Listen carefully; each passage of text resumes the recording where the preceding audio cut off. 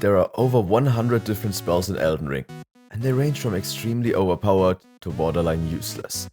Funnily enough though, I've never done a pure magic run, so I decided to change that. But which out of all these different kinds of magic do we choose? Well, there's something that caught my eyes. Night sorceries. There are 7 of them, they're all kinda versatile, and also have a special trait to them. Let's start the run, and enjoy. We immediately head to Witchman Ruins to pick up our first spell, which needs 23 intelligence. So yeah, can't quite use that yet. Whoa! I continue my preparations and pick up both halves of the Deck's medallion, and grab a few upgrade materials. I also engage in some good old grave robbing before I start Millicent's questline and head towards Celia in order to get some more spells. I pick up Eternal Darkness from this tower over there, where I definitely didn't die to the Bloodhound. I grant O'Neill his urgently needed shower for running back and forth to advance Growie's questline. So he finally sells me his spells. Okay, now only buy them and... Oh no! I accidentally punched him. If you didn't know, usually there are 2 things that can happen if you hit an NPC. 1, they are protected in some way.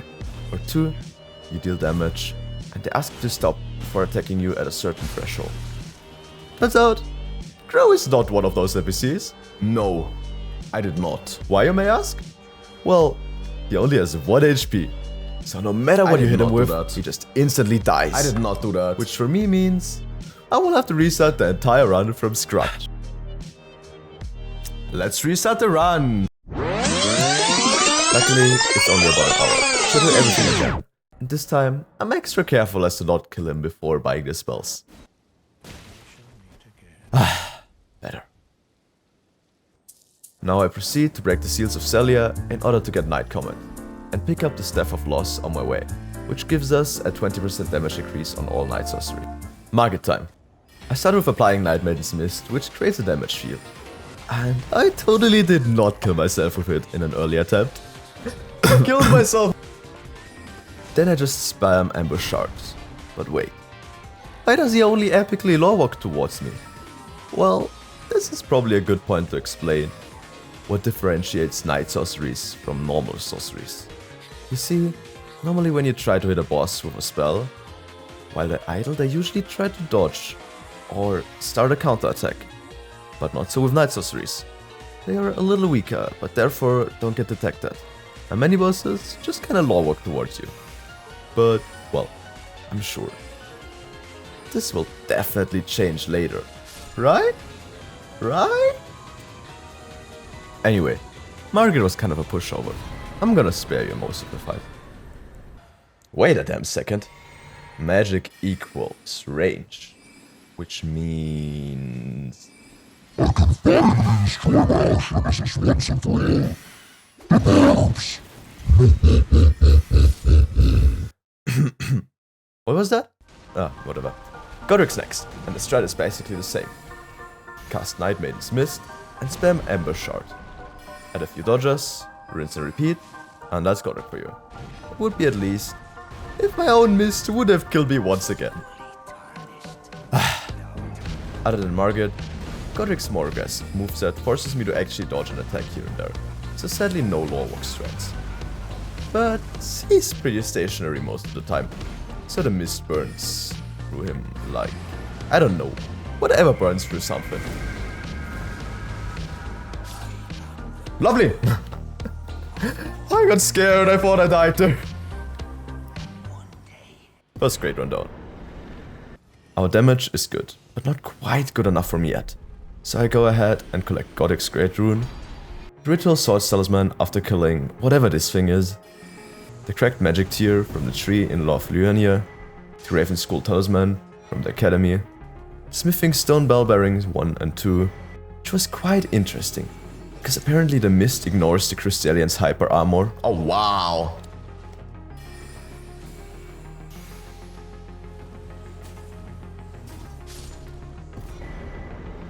And the Intelligence Tier for killing the next duo.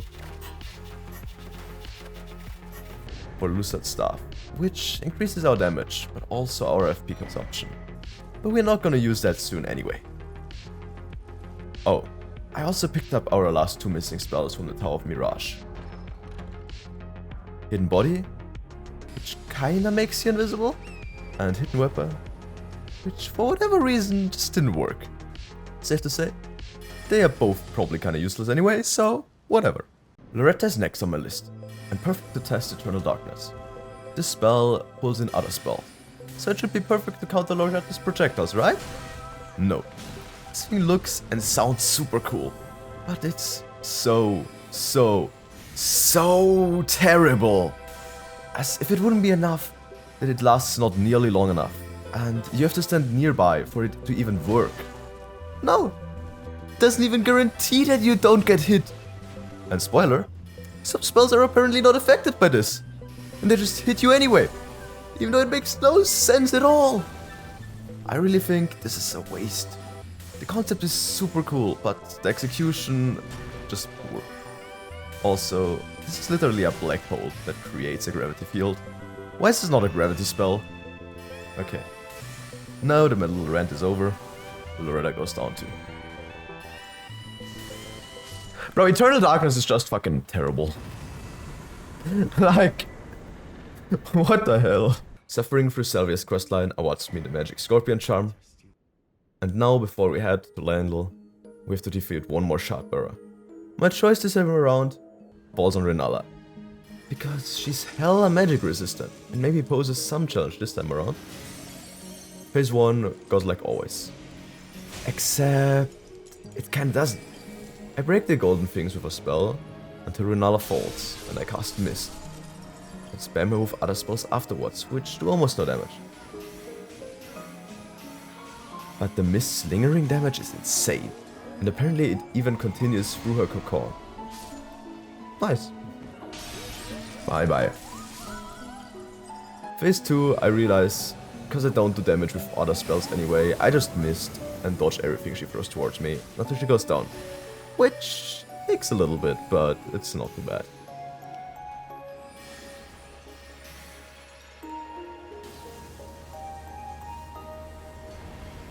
Especially because the Mist instantly kills her summon dogs. That should be it. Hopefully. Yep. Night Maiden's Mist is actually so fucking OP. Time to test another new toy. I head towards Landel, where as usually, the Draconic Tree Sentinel waits. I start the fight by spraying my white stuff all over him from behind. Wait, is that why it's called Night Maiden's Mist? Either way, we start spamming Night Comment afterwards. A spell that for the intelligence tier I can finally use. And let me tell you one thing, this spell does damage. And a lot of it too.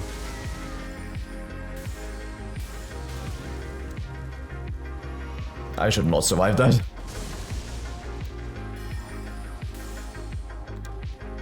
The little sapling goes down first try, in just a few seconds. Bye bye. Wow. No wonder everybody says magic is overpowered. I slowly start to get it. After acquiring a new funny head, I make my way through Ladle, without dying at all. Except for this time. And that time. Oh no. Okay, I get it. Shit. This is enough. Stupid gargoyle. Where was I? Right. I grabbed the Ritual Shield Talisman in order to not get one hit by every little gust, and proceed to kill Golden Godfrey. Yeah, trust me, there is really not much to see here, just a bunch of lore walking. I'm gonna speed this up a little bit for you.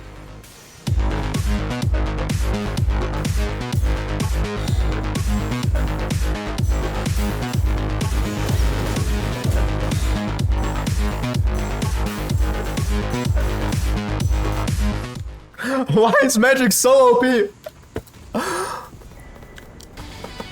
Morgoth is next on my list, and he has become kind of a meme on this channel. Because either he's a complete pushover, or I lose the footage to the fight. We never really have a regular Morgoth fight. So, quick question for you the viewer. What do you rather see?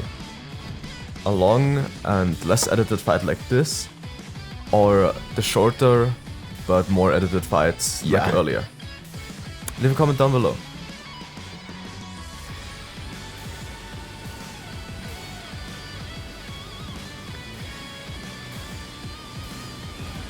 This is a boss that deals extremely poor with ranged attacks. Combine that with the fact that many of his animations lock him in place for quite a long time, and you already know that we first tried him.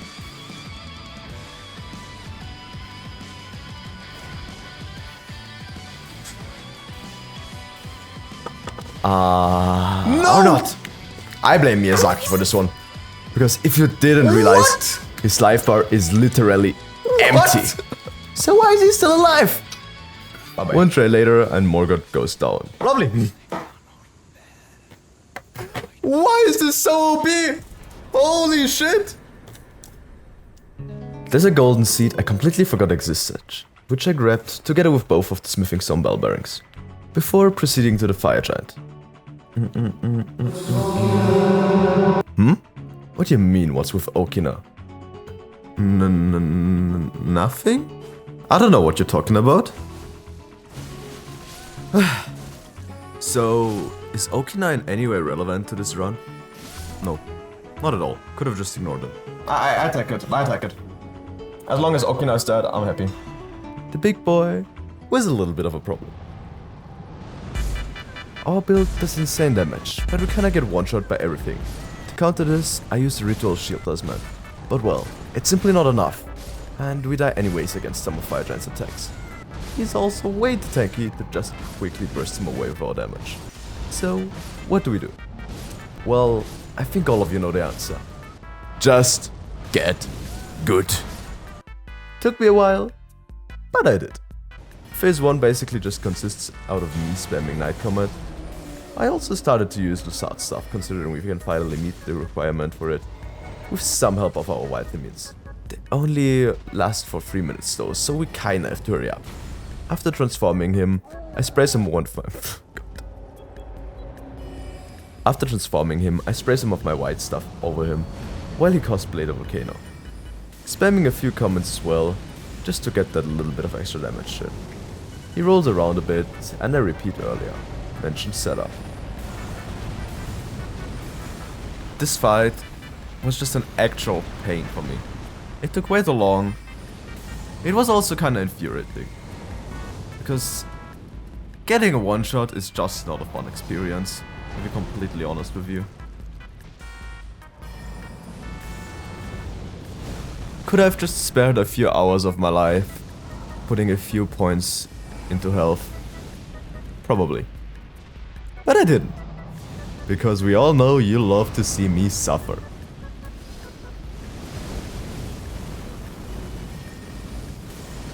My physic runs out right before I'm able to take him down. Luckily, there's still some mist up that finishes the job for me though. Lovely! Woo! Om's Fortress it is. We just speedrun through here as if we would play 16 star. Just getting stopped by the gods can do.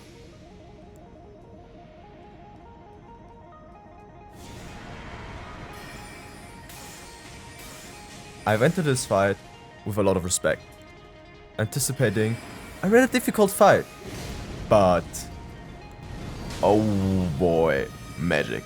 Am I right? I mean, it basically just trivializes this fight, due to the fact that they don't really have ranged attacks except for the fireball thingy.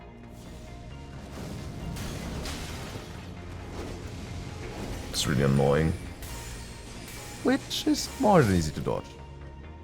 I first isolate Skinny this time, because he goes down faster, and then I just wail on Fatty. Ouch. After one cycle of respawns, they both go down, once and for all. Hey, editing me here. It takes a lot of effort to make those videos, and I'm trying to get to 1,000 subs by the end of the year. So, if you made it this far, please consider subscribing and leaving a like. It's free and it would really help me out. Thanks. And that's God's gonna do it for you. Lovely! Magic is so freaking stupid. I play some tag with a new friend and make my way to the Malekith fight. The doggo did not go as expected at all, because as it turns out, you can just sit there behind a pillar and he kinda just dies. Phase 2. Phase 2 was also kinda weird. I originally thought it's gonna be quite hard to hit him. Is he not guaranteed anymore to go for the opening?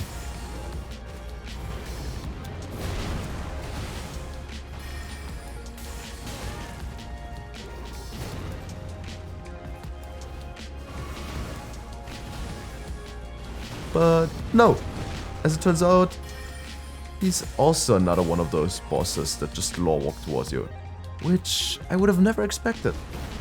I still go down a few times due to my low HP, but all in all, it was a fairly easy fight. Bye-bye. This is so stupid! Why? Bruh. You. So, the final boss gauntlet begins. Gideon was... well, Gideon.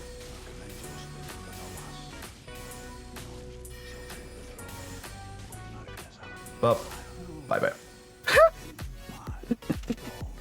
Oh my, this is so fucking stupid. I can't. Godfrey is also like super magic weak, no? Godfrey, like most of the time, felt fairly balanced. In his first phase, it was quite easy to slowly cut his HP down. He, like many other bosses in this run, just slow walked most of the time, only requiring me to dodge occasionally. But I still very much enjoyed the fight, because phase 1 Godfrey, or Golden Godfrey, is my favorite boss fight in the game. Come on Godfrey, what are you doing? Could have cast it there once, but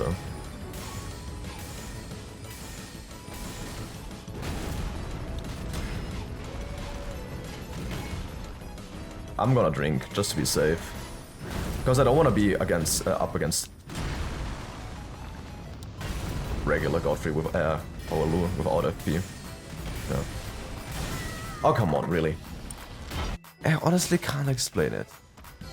But this guy just scares me. Maybe it's the kind of hard to predict moveset, or the devastating one-hit kill moves. I just always seem to have some trouble fighting him. Don't get me wrong, I still think this is a great boss phase. But there's just something weird about how he telegraphs some of his moves. Which just I can't comprehend on. And it didn't import.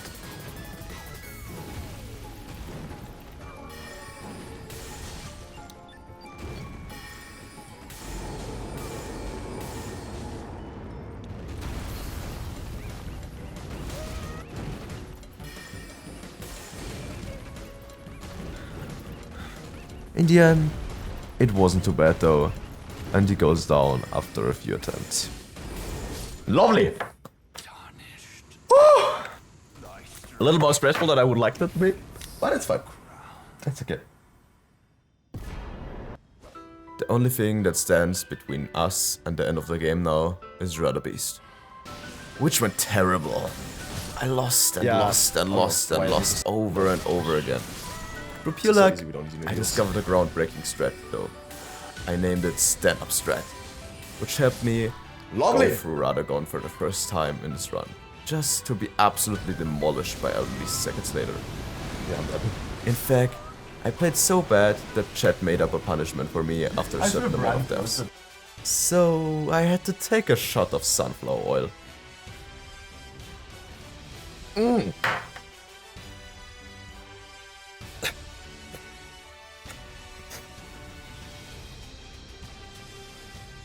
Twice.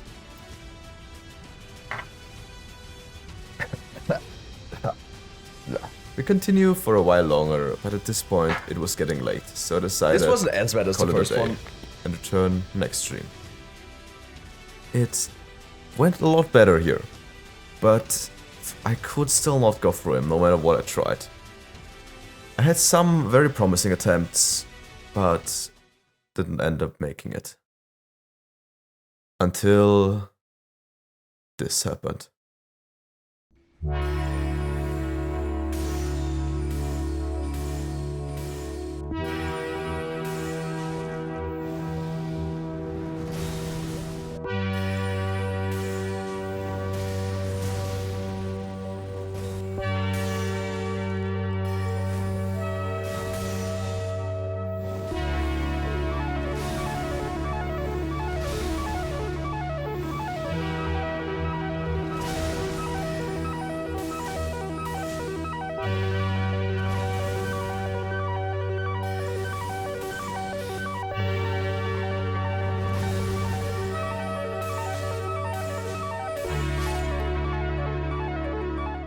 A perfect Radagon fight, setting us up to take on Elden Beast once and for all.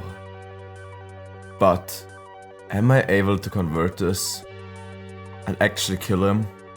Or will I choke and die? Or even worse, run out of FP shortly before I accomplish my goal?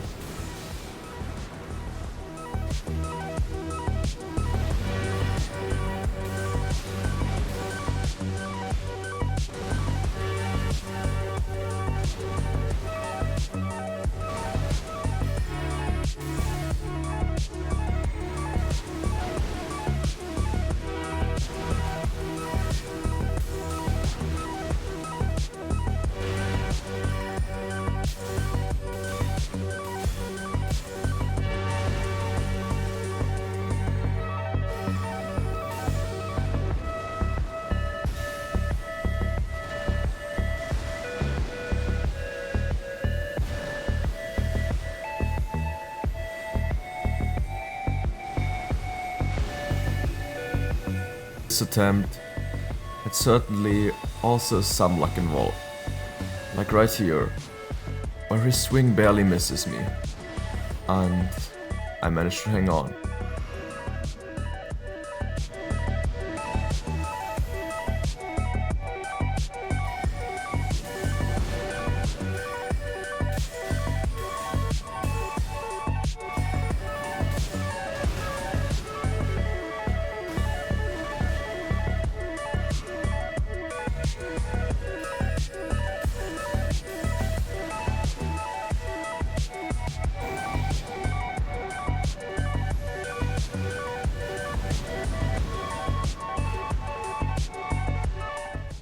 This right here is an undodgeable attack, which I barely managed to survive, leaving me with just a sliver of health. Followed up by one of the scariest attacks in the whole game, because it's really hard to dodge and often just chips away by you.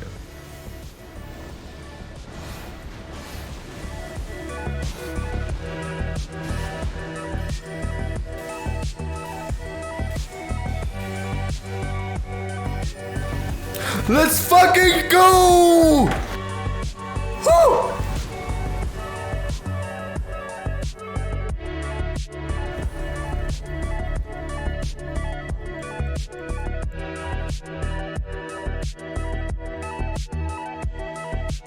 With that, thanks for watching, and see you next time.